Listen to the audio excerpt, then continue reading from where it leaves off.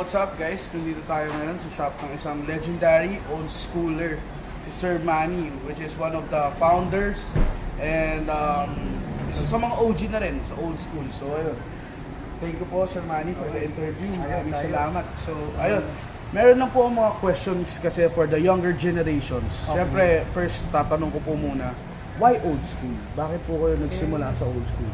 Mas maganda sa era namin, mas maganda yung mga luma eh. Diba? Okay, so hindi nyo po naisip na like, syempre ngayon may mga bago na tayong labas na auto. Hindi, bago rin naman ako, pero mas gusto kong Mas gusto gamitin yung nyo mas pa rin yung luma. old school. Diba? 87 earlier. Okay. Saka lahat ng tao nakatingin sa'yo. And sa ano naman po, I heard you're the president of the group po na which is, shoutout nga pala, meron silang anniversary ngayon, which is the Old Schooler Auto Club po, di ba? Yes. 22nd anniversary. 22nd anniversary. So sir, para sa mga younger generation na gustong mag-start sa old school, ano po yung maano nyo sa kanila? Hindi, kung mag-start sa old school siguro mas maganda, bilhin nila yung buo na.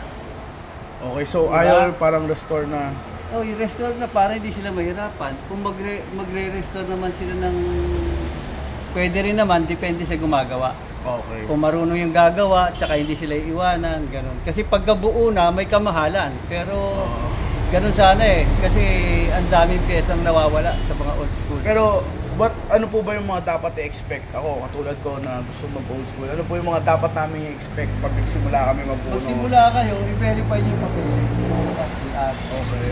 Kasi medyo mahigpit yung ano natin mahigpit ngayon. Opo. Para pagka nirestore mo, okay pa, di ba? Kasi Opo. pagka hindi mo binerify, may problema, wala na, restore na, mamaya ma-impound ka. Okay. And Na dapat lagi naka-restro.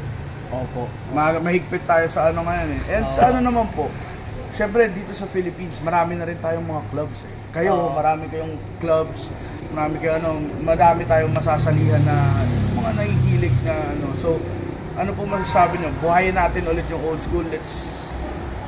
Ano naman, sa totoo lang, buhay naman ang old school eh. Hindi naman Nawawala. Di ba?